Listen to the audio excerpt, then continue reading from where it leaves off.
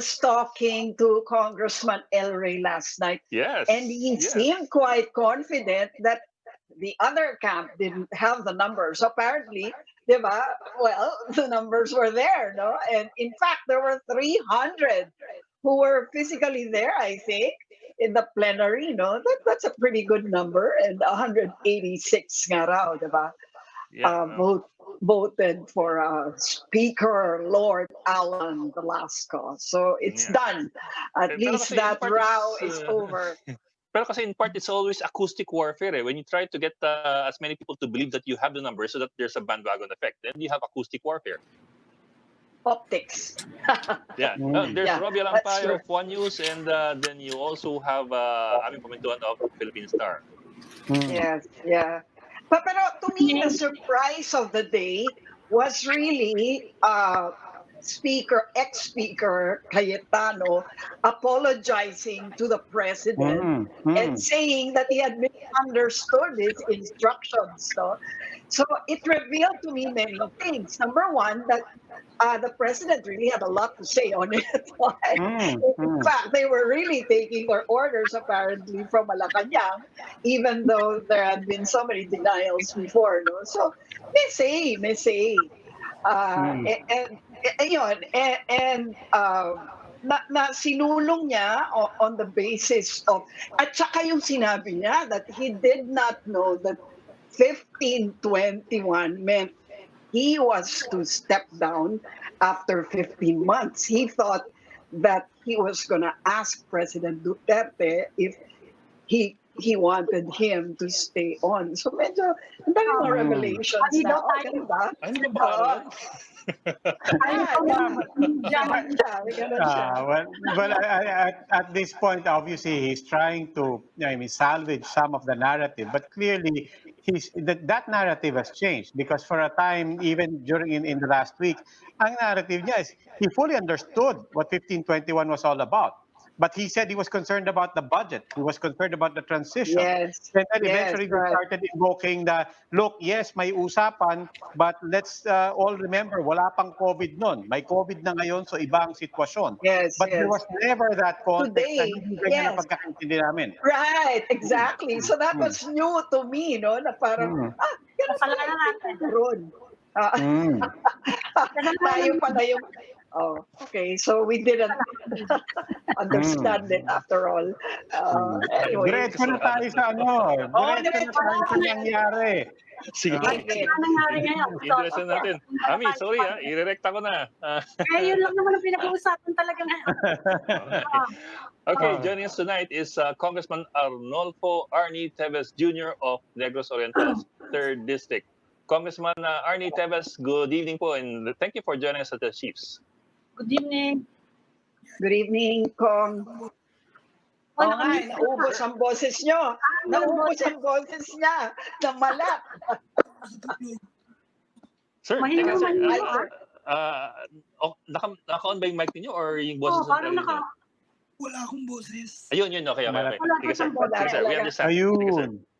Sige, sir. Sir, let me start off with this po. Kasi po, I understand kanina, ni-rollback yung decision to pass on second reading yung 7727, yung General Appropriations Bill. So, back to deliberations and back to period of debate yung GAB. Now, I do recall nung September kasama ko kayo dun sa sa nakikipag-girian dahil dun sa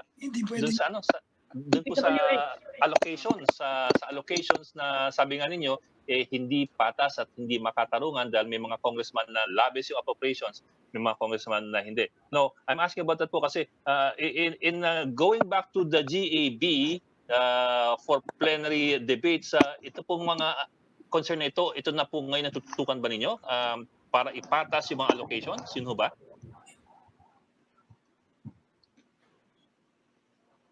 Narinig ko rin. Congressman, Malak yata siya. parang nag-freeze. Naghang yata. Because we do recall nung September ang kagirian ni Congressman si Congressman Allocations. Yes. At doon nagmula ang Tungkol sa allocation. Yes. Naging calling sa vibe. Yeah. Naging sultuhan sa vibe. Oo. Siguro But ngayon wala anyway, na. yun nga, kanina kasi, ni-roll back yung second reading. Kagaya ng sinasabi Oo kagabi nga ni Congressman Dito Atienza, so back to plenary debates, yung GAB. Medyo mahaba yun, Mahaba Ayun yun. nga eh. Ayun nga eh. Oo. So, that is Ayan ang winawarning. Yan ang winawarning ng camp ni Congressman, nalilito na ako what to call, but ni Congressman Alan Peter Cayetano. They were saying madugo yan, di ba? Kung ibabalik nyo and you're gonna undo this whole process that we had in place, which was a committee. But they're still committed to passing it on second reading by the end of the week, supposedly. Right. Yan. Ayan na. Okay. Sir, can you hear us, sir? Yes. Okay. Sir, well, let me simplify my question. Ngayon po, binabalik ngayon doon sa plenary debates yung General Appropriations Bill. What are your plans? What's the plan now of the majority with the GAB? And will you make it in time for to pass on third reading itong GAB bago matapos yung special session? The plan is to go process, but we will finish on. You will finish on time. Yes. You were given until the 16th, di ba? Kaya yon. Yes. Ano pong gagawin ninyo? Ano pong gagawin ninyo para ma-accommodate lahat ng amendments at para yung tinatawag ninyong equal or equitable na allocation ay ma-fulfill? Again, we'll just go through the process. Kung wala naman kasi swapang, dapat equitable naman yung sharing. Pero sir, hindi ho ba napakarami po ninyong differences nung dalawang camps bago po naayos itong raw, ano? Hindi ho ba kini-question nyo ang mga allocations halimbawa sa distrito ninyo at sa distrito ni Congressman El Rey sa Camsor? Sa inyong dalawa lang po ba yun? Or sa lahat ng mga congressmen? Sa lahat, pero ilan lang yung excessive ang allocation. So yun lang po ang babaguhin.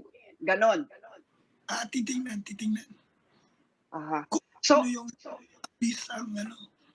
allocation. Sir, may mungkahi na magdagdag ng 4 na sessions para raw ma-accommodate lahat.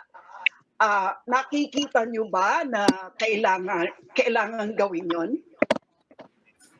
We will know by Thursday kung kulang pa. Yeah. Congressman. Sir, gano'n karami po yung mga allotments? Sige po, ikaw na. Go ahead. Congressman, you had an ugly spot with El Rey Villafuerte earlier, no? Over the budget, exactly. Gusto na po kayo ngayon kasi ang gusto daw ni Presidente, yung utos, hindi naman utos, kundi yung request niya former Speaker Alan Peter and current Speaker Lord Alan. They want majority daw, so you could work closely on the budget. Kumusta na po kayo ngayon ni Congressman Villafuerte? Hindi kami nagkita. Hindi po. Hindi kami nagkita. Hindi nagkita. So okay naman niya sa tingin niyo, it's possible na maging one majority ulit, yung super majority. Kasi yun ang inaalala ng mga tao ngayon na i-split daw yung coalition. Basta ayoko yung mga sinungaling at mga walang honor na tao. I mean, Congressman, this is precisely why we want to ask the question. I mean, even today, yung isang kampo sinabi, wala yang palabra de honor, and prior to this, yung isang kampo sinabi, that guy is incompetent, and on top of that, he's lazy. Talaga bang patch things up na? Hindi, ngayon yung malalaman kung sino yung nagsasabi ng totoo. Sino ba Sino nagsisinungaling? Congressman, I'm just curious on one particular detail. How does it go on record? Does it go on record that Speaker Alan Peter Cayetano was replaced, or what does it go on record that he was ousted or that he resigned? Resigned. Hindi naman siya pwede mag-resign dahil kahapon patanggal na siya. How Pero, tanggal ka na? hmm. Pero sir, yung nangyari kahapon sa celebrity, hindi ho ba nag-set ng president yon na from now on, for as long as anybody has the majority, they can just meet anywhere and outside of session days to be able to push whatever agenda they want to push? Doesn't it set a dangerous precedent? It's not dangerous majority rule.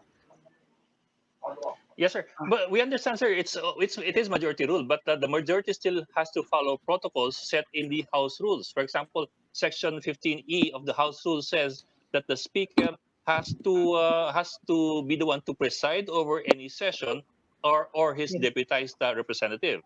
The same goes with the order of the session. It starts with a call to order by the Speaker and so on down the line. So hindi po basta-basta na you have the numbers. Hindi po ba ganun? Kasi otherwise, pag may nag-party, sige po, go ahead. No.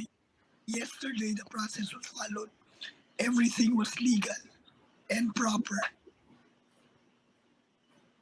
But what's to stop anybody from calling on the majority anytime, anywhere, and ousting the speaker or declaring the seats vacant? I mean, so anybody can just do that as long as he has the numbers. That's what you're saying. You cannot do that because it's not easy.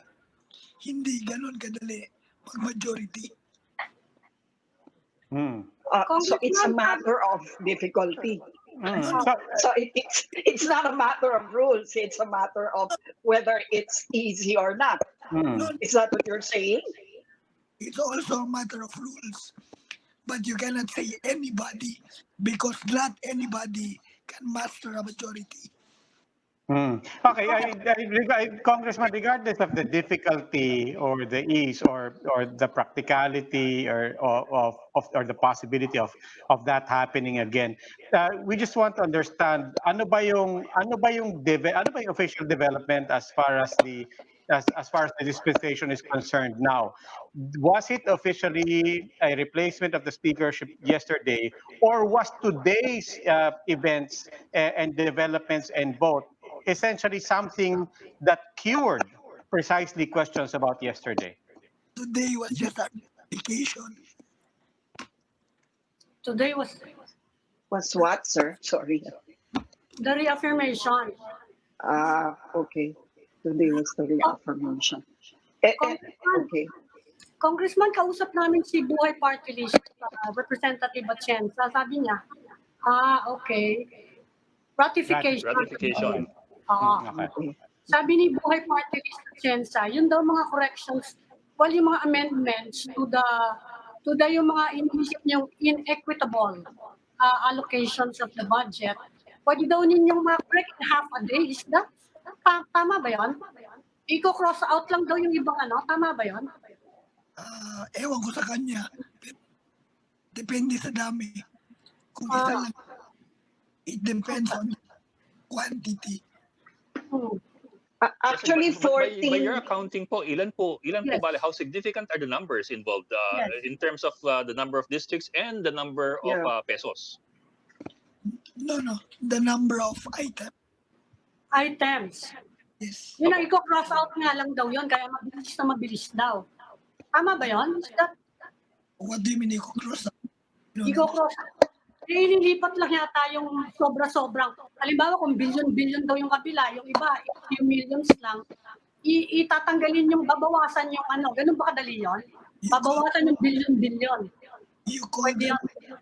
realignment. Yes. Kasi hindi pa naman final yung budget so that's possible. Yeah, realignment. So it's possible. Sabi niya, in half a day, kaya eh. Kaya ba yun? Depende sa dami. Okay. Pero sir, kasi we're talking about millions of pesos in funds here. Hindi ba medyo mabusisi yan? I mean, I'm not saying it shouldn't be done. What I'm saying is that given the few number of days that we have for the special session, and the billions of pesos involved here, won't you guys have a problem doing all this and passing on third reading? Not the amount of but the number of items. The number of items talaga. Kasi sabi po ni Congressman Atienza sa interview namin last night, there are 14 departments na hindi pa raw nadidinig ang kanilang proposed budgets.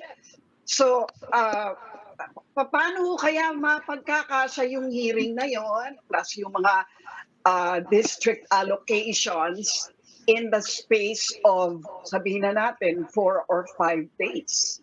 Kaya naman. You can have several departments in one day. So magmamarathon siguro kayo, sir, ano? Hindi. Meron namang department na meron din department. Okay. Tuloy-tuloy pa rin ba yung ano ninyo? Yung system nyo na marami kayo kanina eh. Maraming nag-attend physically. Matutuloy pa rin ba yun? Or henceforth ang ano nyo sa Zoom na or whatever digital system of conferencing na? Tuloy. Tuloy-tuloy pa rin. At dadami pa kaya yun? It's still hybrid. Pwedeng ganun. Pero pwede. Pupunta pa rin. Pupunta pa rin. So hindi kayo magpa-part online and part physical or face-to-face hearing sa plenary or hybrid nga? Okay. Okay. Sir, yun namang panawagan na one majority na sinasabi ni Pangulong Duterte. Is that possible? How do you feel about that? Do you think at this point that's a very doable thing, one majority? Pwede naman eh. Dahil kung yung ayaw mag-majority, minority sila. Sa minority. So sir, baka pwedeng i-share nyo sa amin kung anong nangyari at yung dating mga bumoto kay ex-speaker Cayetano ay biglang tila napunta kay Speaker Velasco. I mean, what kind of, did you have to do a lot of persuading, a lot of, sabihin na natin, campaigning, or? No. Marami talaga. Maraming disgruntled tahimik lang. Buti na lang ay naglaloob ako nagsalita. So yung sinabi ko, yun yung sentimento ng karamihan. Pero sir, I think I'll ask Luci's question another way. May mga bumaliktad ba or was it simply na hindi totoo yung numbers na sinasabi last week? Ako hindi na ako naniniwala sa taong walang honor eh. Ano po ibig sabihin nun? Ano ibig sabihin nyo ron? Para sa Sinong walang honor? Sino ba nga ba? Sino hindi tumupad sa usapan? Pero sir, when you think about it, sir, you're looking at 185 people who voted for Speaker Cayetano, then Speaker Cayetano, in plenary. And then there was a 180-degree turnaround of these 186 people. So, anong ebidensya na totoo yung numbers nila? Naman eh. So walang factor na pumasok to turn the tide. Kasi merong speculation that Sara Duterte again might have had a hand or maybe some word from Malacanang. Ganun ba yan? Basta maraming disgruntled sa kanya. But are you saying that they tampered with the results?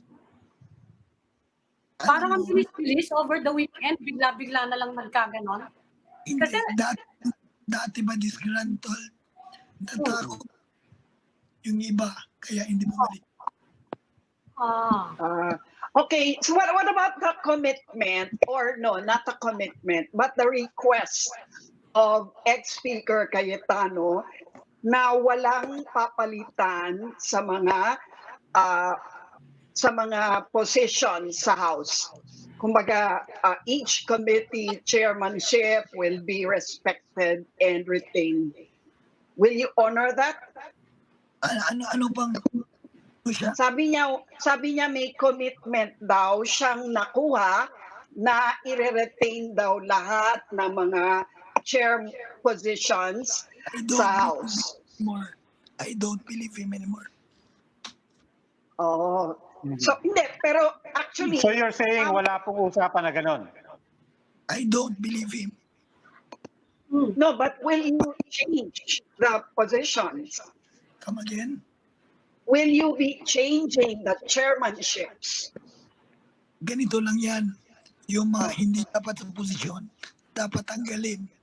Yung dapat i-retain, dapat i-retain. So pwede kung merong magbago. You have 75 standing committees and around 15 special committees. So of these po, that's almost 100. Well, 90. Of these po, ilang porsyento yung tingin nyo dapat palitan? Hindi ko pa alam sa today. Pero yung mga dapat tanggalin, dapat tanggalin. Mababawasan ba sir yung deputy speakers? Kasi napakarami. Mababawasan ba yun? 22. Hindi pa napag-usapan yun. Wala pa. Yes. Yeah, but Congressman, ibalik nga natin doon sa usapan sa budget. Kung magpapalit ng mga committee chairmanships, does that happen before or after the budget? After. After. Okay. Okay. Congressman, are you willing to... Mapalitan ngayon. Pero yung iba, mas maganda after na. After na. Congressman, are you willing to reconcile with Congressman Villafuerte? Mga taong yung mga sinungaling. Hindi pwede. Okay, yan. Okay. Hindi pwede. Okay, Congressman, Congressman Teves, Arnolfo Teves, maraming salamat po for joining us tonight. And, Maraming salamat, sir. Pagaling kayo. Ako, thank you po. Salamat po. Maraming salamat po. Yeah. Congressman, Ipapagano na ako, meron pala ako earphone. meron siyang cue cards.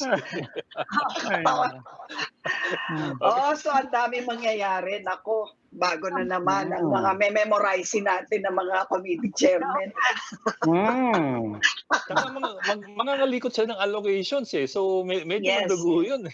Actually, not only that, I mean, whether or not that the changing of the chairs happens before or after, the fact that they're signaling that ahead of time, di ba? With this context nga, that supposedly merong reassurances and so on, I mean, tingnan natin kung ano mangyayari. Mahirap kasi masyado naging bitter yung bangay nila just before this eh. Talagang bitter yung bangay nila. Not only that, until today, di ba? I mean, Lord Alan Velasco, the new speaker on the rostrum, was calling Alan Cayetano's actions immoral and irresponsible. Palabra de honor is the theme of the day. It's still being brought up that this is a man without honor. And like we said, last week naman, ang binabato kay Lord Alan Velasco, the new speaker, is that incompetent yan, hindi yan nag-aaral at tamad yan. I mean, it's pretty hard to try to you try to imagine healing all of this, but that's where we're all coming from. Yes. Gapon tayo. So kailangan ng Kongreso ng Bayanihan to heal us one resolution. Okay, we're just going to gap, so please stay with us.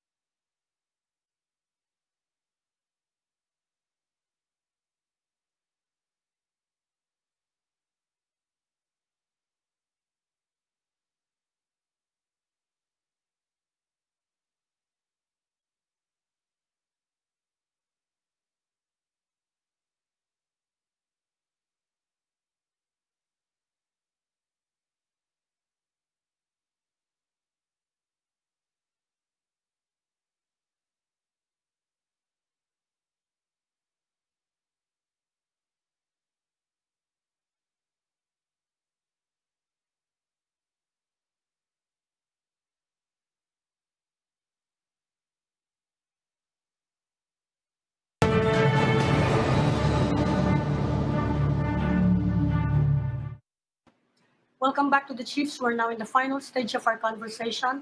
And now, joining us is Albay 1st District Representative Edcel Lagman. Good evening, Congressman. Hi, good evening, Ami. Medyo po malabo yung interview. Good evening, sir. Good evening Hi, po. good evening. Good evening, Okay po, headset nyo. Lucy and Ed and Robbie. Mukhang magulo pa rin sa House, Congressman. Pero unahin ko muna yung legal, from the legal standpoint, nung session kahapon at saka ngayon. Ano ba talaga yung nangyari? Valid ba yun? And are we setting a precedent there in holding sessions? Saka in changing the leadership of the House? Ano ba talaga yung status nun, legally? Well, although I am for complying with the term sharing agreement, I cannot sustain the validity of yesterday's assembly at the Quezon City's Celebrity Sports Plaza because that was not the proper venue for the election of the speaker, and at the same time, there was no session yesterday. But today's proceedings ratified or legalized what happened yesterday. Na-cure na siya.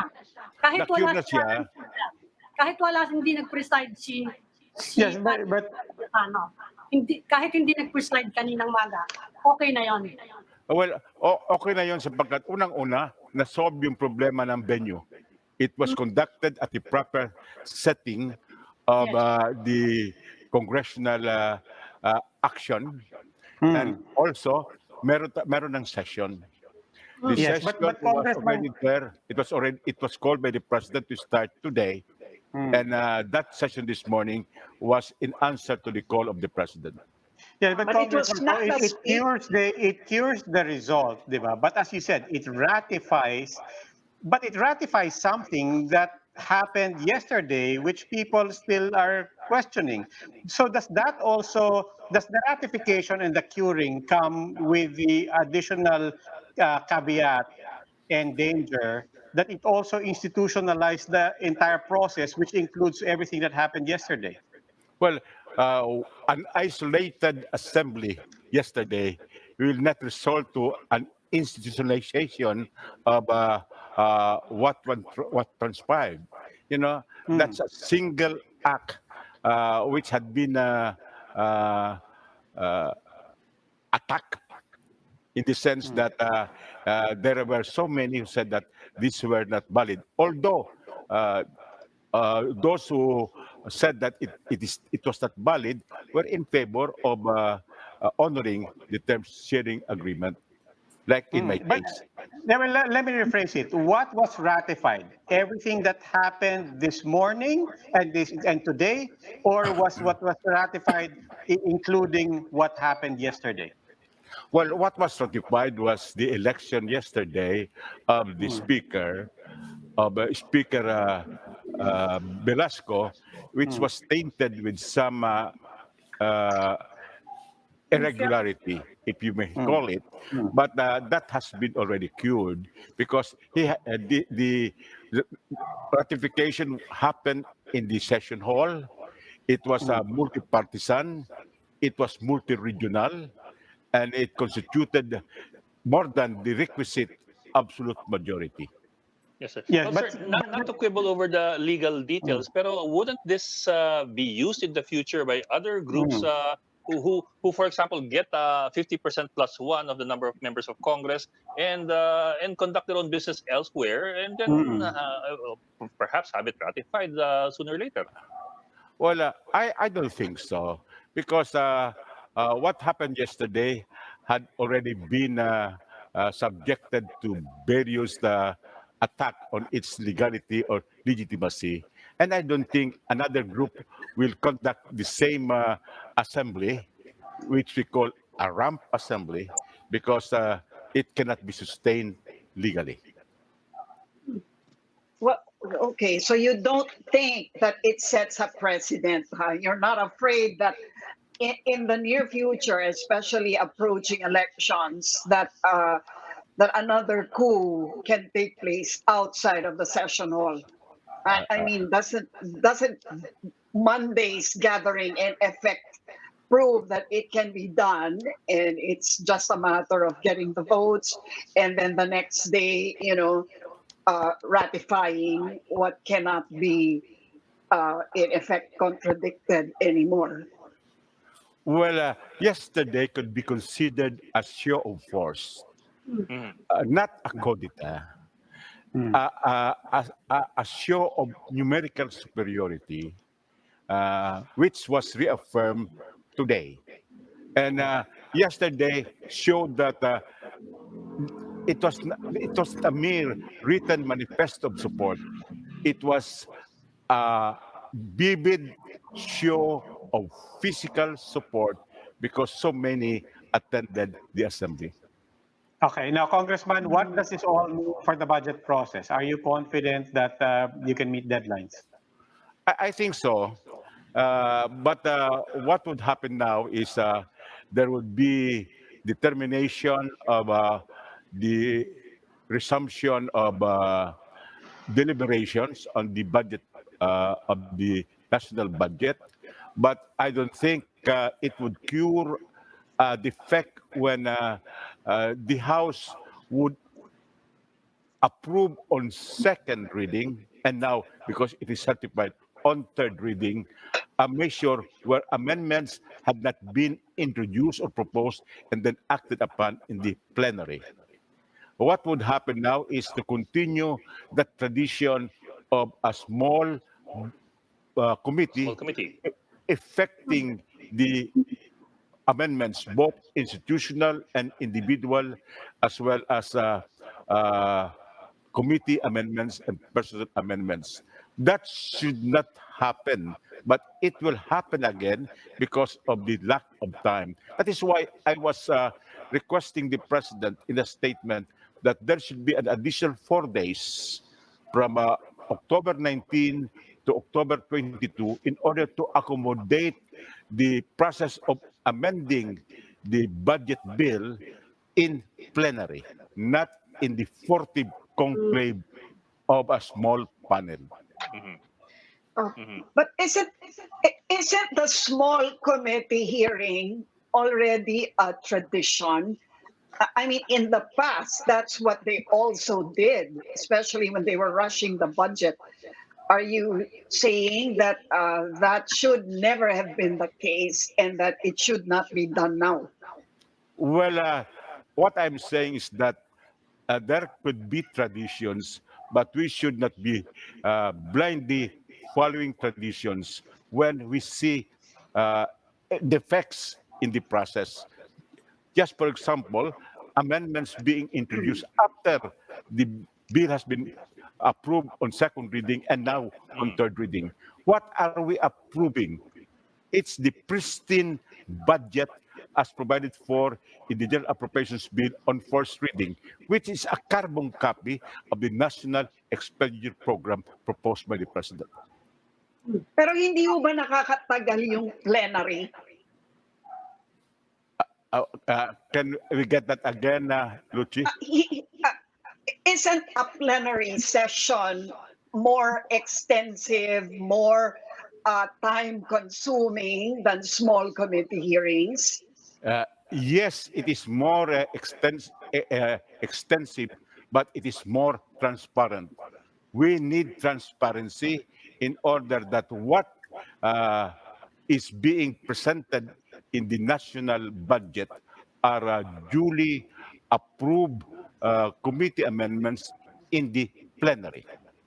But I Uh, think this time there will be lack of time again, and yes, most right. probably the budget process should be reformed by the uh, new speaker.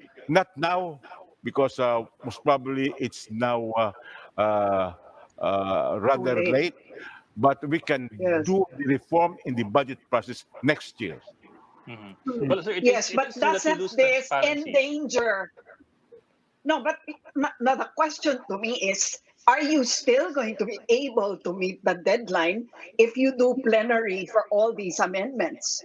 Not anymore. As I've said, Luci, what I said is the president should call for additional session days so that we could accommodate the proposal, the rejection, and the concurrence to the amendments in plenary. But that cannot be done in the 4-day session. Yes, sir. So that's why you want the 4 days extra. But sir, I think we all agree that you lose transparency when you have the small committee. Kasi in effect, you will have backroom dealings without anybody knowing, without anybody being the wiser. My question is this lang eh.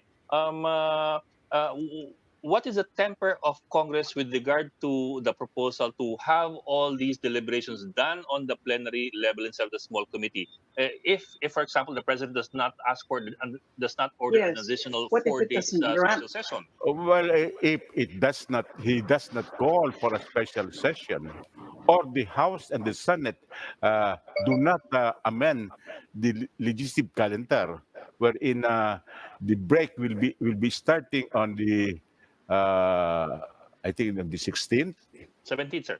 on the 17th, 17th. on the Yes. 16th 17th, Friday, yeah. then we will have to contend with the time constraints and follow tradition. Although Which is the small which committee. the small committee, which may be defective, but most probably, as I said, because of lack of time, we will have to abide by that tradition. But next year, I would submit that this new speaker should be able to make the necessary reforms, and so that the budget hearing should be advanced much earlier, provided the president submits the national expenditure program on time.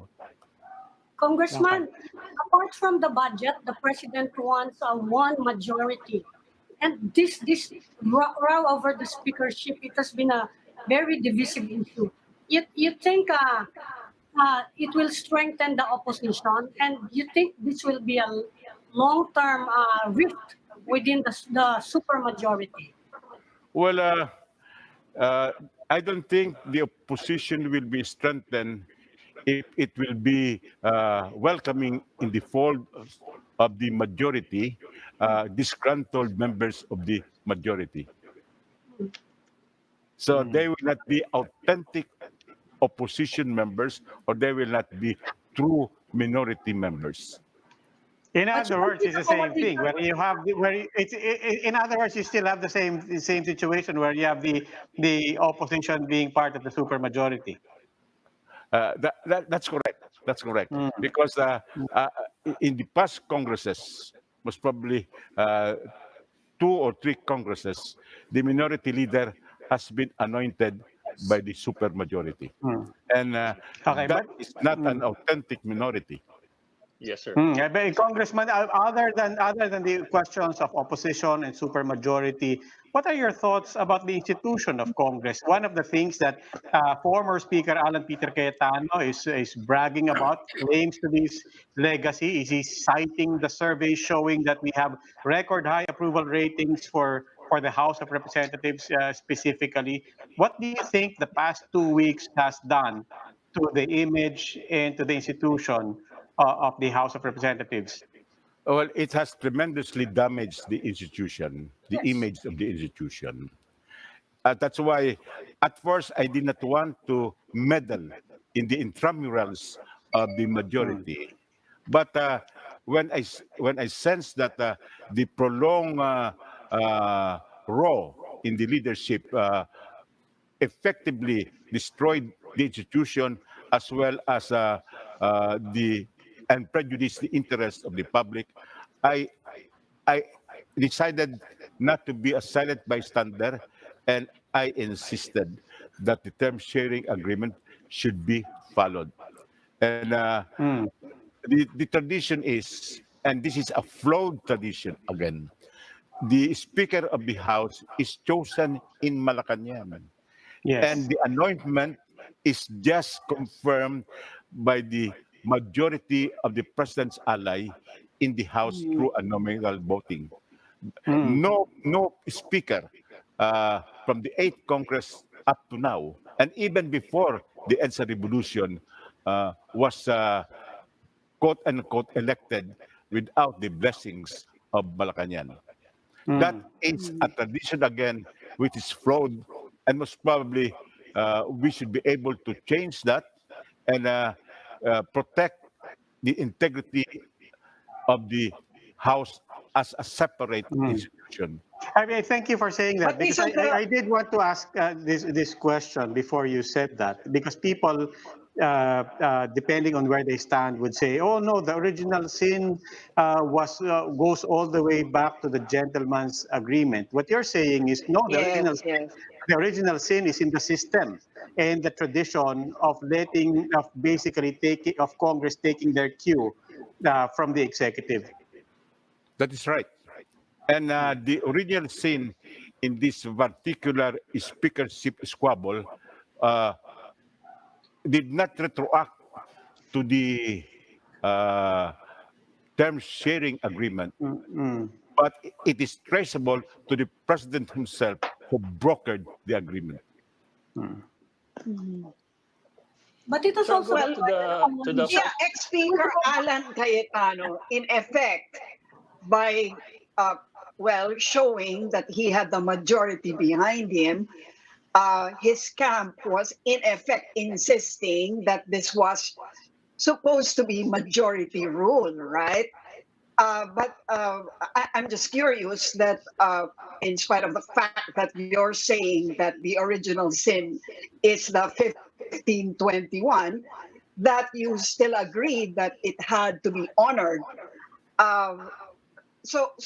In other words, don't you think that there was reason behind uh, ex-speakers Cayetano's camp insisting that it should be ruled by majority vote, which they tried to indeed push that, he was insisting that he had the majority, at least he did last week, until this, extra session happened outside of the plenary hall.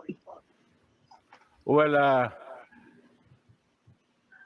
the members of the House, more particularly those belonging to the allies of the president in the supermajority, when they elected Speaker Cayetano last year, they were fully aware of the term sharing agreement. That 1521 deal was obvious to all of them. So when they elected the speaker in last year in July, they knew that his term would end 15 months later, and a next speaker, the other party to the agreement, would have to take over with the support of the same majority allies of the president.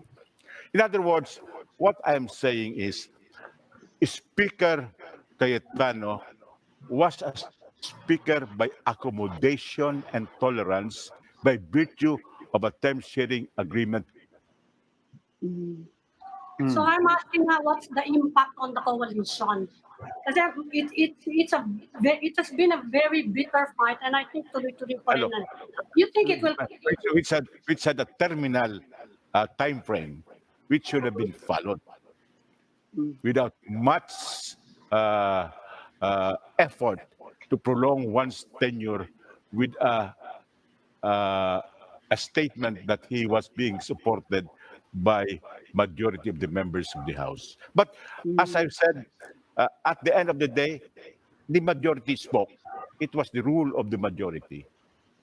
Congressman, I will ask my question again, yung impact neto on the coalition. Kasi nga para it's a very bitter fight. You think the coalition is breaking up? Yung super majority is it still together?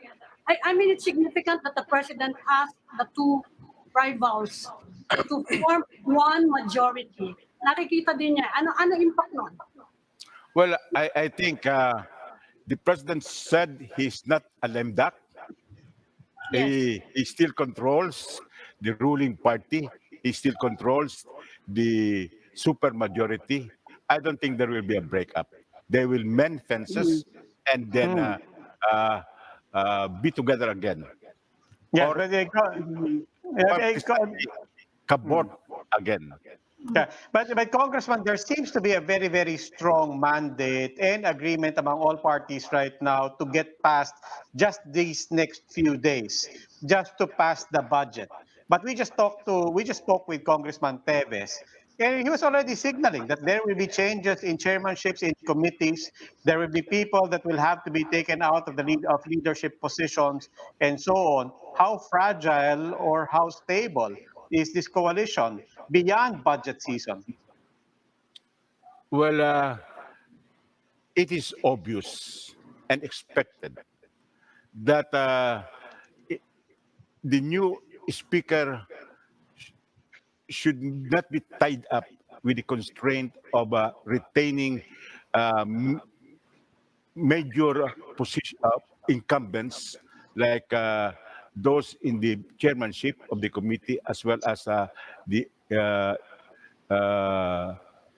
other important positions like deputy speaker, because he should have people of his competence.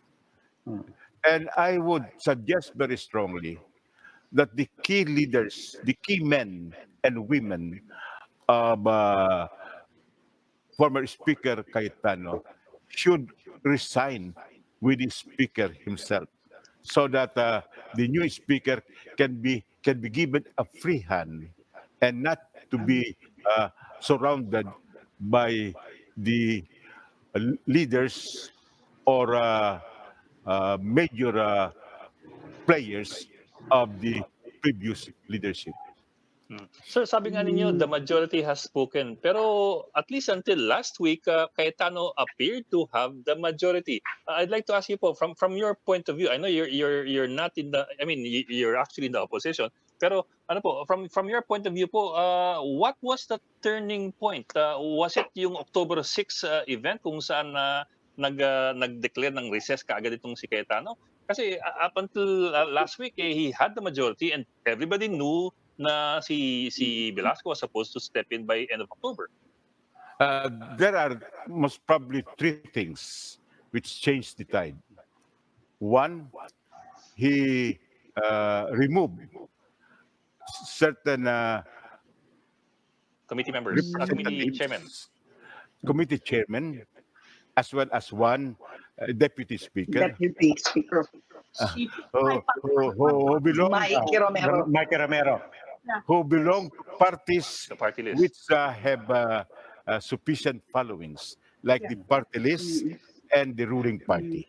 Number two, he committed a grievous mistake in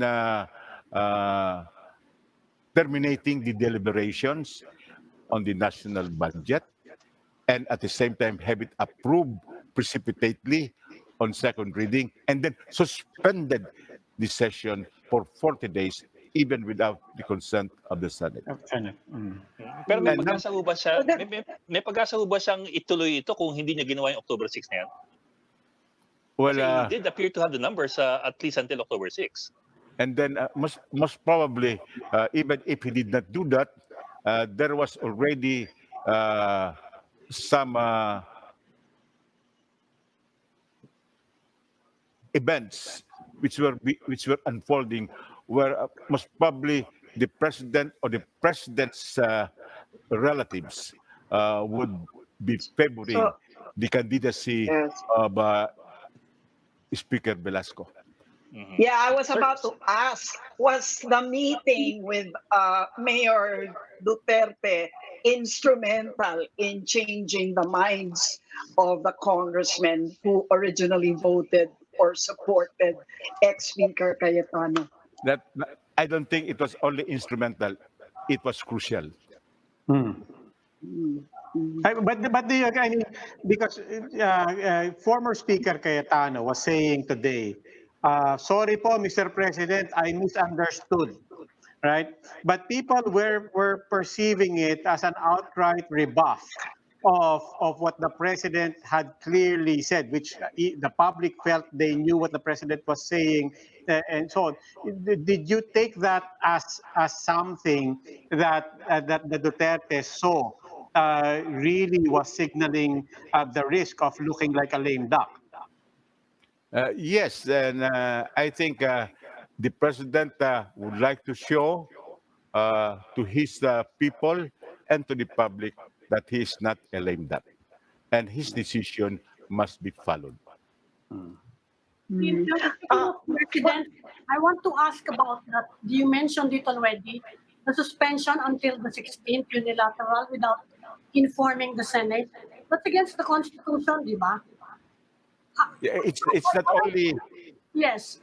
I mean, It's it's not only specifically informing. stated in the Constitution. So are you setting a precedent na hindi na kailangan sundin yon? No, the Constitution will have to be followed. Yes. No president uh, can be established if it is against the Constitution. So that was an invalid suspension. Yes, but the invalidity was not brought up before a proper Challenge. forum. So there was no declaration of such nullity. So it continued up to last Monday when the Rampa Assembly was conducted. There was no session then because the session had been suspended. And no less than the president acknowledged that there was no session. That is why he had to call a special session. Mhm. would you Should venture to Cayetano be speculate as to why ex-Speaker Cayetano apologized to the president and came out today uh, with full apologies and saying that he had misunderstood the president?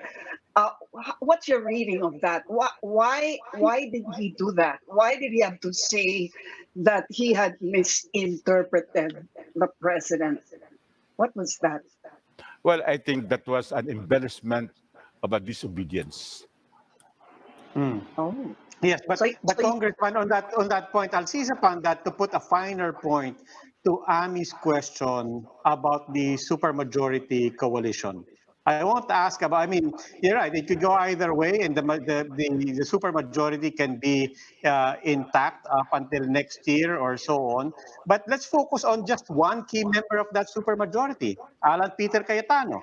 Given the how upset the Dutertes are, we presume, whether it's Sara Duterte or the president, with how blatantly he disregarded and is now trying to spin it as a near misinterpretation.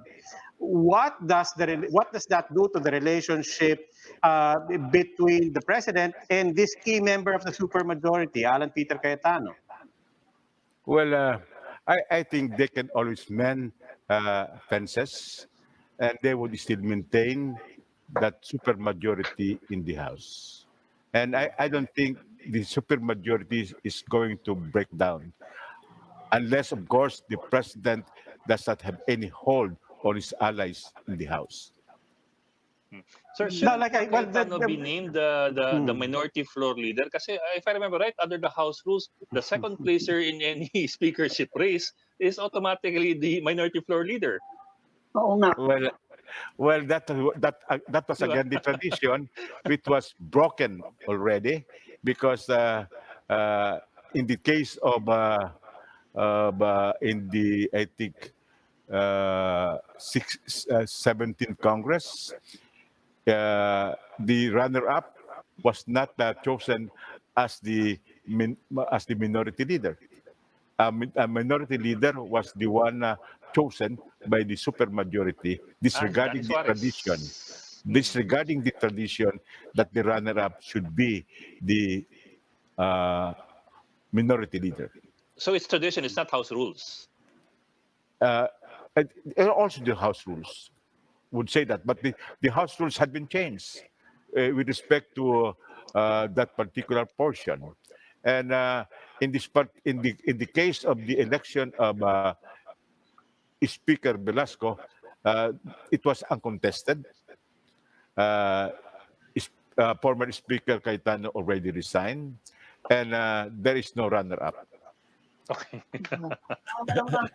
Sir, do you think that, well, first of all, I'm not sure if you agree, but, uh, well, the camp of Cayetano, at least some members there, were saying that Speaker Velasco had been an absentee congressman, that he had not participated in any of the budget deliberations. How do you think he will now perform in leading the budget deliberations now that he's speaker, considering that he had not been very participative, to say the least, during the previous deliberations? Well, he said that he deliberately did not participate in order to give the Speaker Cayetano the free hand to lead the House in the crafting of policies and laws. But this is one of the challenges to the new Speaker, that he should perform above board, that he should be able to produce quality legislation rather than quantity output, that he should be able to protect the independence of the House. And No, but as far as My the Congressman, budget is concerned, isn't this a question of, or a matter of changing horses in midstream, no? I mean, the budget deliberations had gone on up to second reading, at least, before the coup d'etat. So, aren't we changing leadership midstream? And are we not, in effect, starting from, well, near square one? no, we are not. We should witness the process this afternoon, and the deliberations on the budget went on smoothly. Actually, we are not changing horses, because the two Exactly. horses that we are talking about belong to the same. Yeah, exactly. I Same mean, stable. Congressman, which is The like, same stable. Congressman, I The was same going is to ask stable. you. These I, are yeah, I was going to ask No, you but the precisely. You said disparity before that allocations. you said that one of the challenges now to the new speaker is to assert the independence. But as everybody, as I think a lot of the public are asking, and they were reacting even on social media this way, that whether it's 1521 or 2115 or 1620, kung ano man yung hatian, beyond that agreement finally being honored. At the end of the day, these are two people who were both handpicked by President Duterte. What difference can the public expect between a speakership of Lord Alan Velasco and the speakership of Alan Cayetano? well. You are actually saying, Roby, that the new speaker is the other side of the same coin. Well, I think the new speaker should be able to assert himself, that he is a different leader, that he would be able to assert the independence of the House to a certain extent. So much so that the public should appreciate that we are following a posture of independence from the executive. But if that does not happen, then you are correct. They are the he's the other side of the same coin, being tossed up and down by the president. Okay. Maraming Okay. salamat, Congressman Edcel Lagman ng Albay. Sir, thank you for joining us tonight. Thank Thank you, sir. Maraming you. salamat po. Thank you. Okay. Oh, the other side of the same coin. Parang Parang side and side nakakatawa. din ng kaset, di I ba? mean, how can he assert independence when he was actually fully supported nga by the Duterte family in No. getting the When- speakership now, no? So, parang, yeah, Well, okay. you have Alan Cayetano on the one. You have Alan Cayetano, the former speaker, on the one hand, apologizing to the president. I'm sorry, akala ko ito yung gusto mong gawin ko. Pero gagawin ko pa rin lahat ng gusto mo. On the other hand, you have the new speaker who's very thankful and really attributes everything to the president. Yeah. At sa huli, ang kanilang closing picture, fist bump silang lahat. sa Malacanang. Talaga naman laging ganun ang speakers natin eh. They need malaking support. Yeah. Although, Remember, sabi ni Benny Abante, di ba? Sabi ni Benny Abante, Congress can say whatever it wants about independence, but in the end, it is not independent when it comes to the That's speaker. right. I mean, it's very. I mean, nobody's even apologetic about it. At this point, it's just really how politics is done in the Philippines. You recognize that the president is the chairman and leads the ruling party, and that's what they always fall back on. This is how politics is done in the Philippines.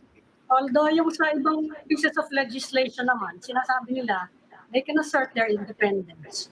Hindi naman lahat nakukuha ng presidente. Yan ang sinasabi nila. Especially when you're talking about allocations. Pork yan diba? So, kanya-kanya, independence yan. But allocations are the jurisdiction of the speaker. That's why pinagagawa yung speakership. Kaya nga. Kampo-kampo nga sila ngayon diba? So, abangan natin days. Okay. Yeah. We're going over time, so it's time to say goodnight. More to come. More to come. And that'll be all for this special edition of the Cheese We will discuss here. We'll keep the conversation going. I'm Edley Galpan News. I'm Mami Pamintuan of the Philippine Star. I'm Lucy Cruz Valdez of News 5. I'm Robbie Alampay. We are One News.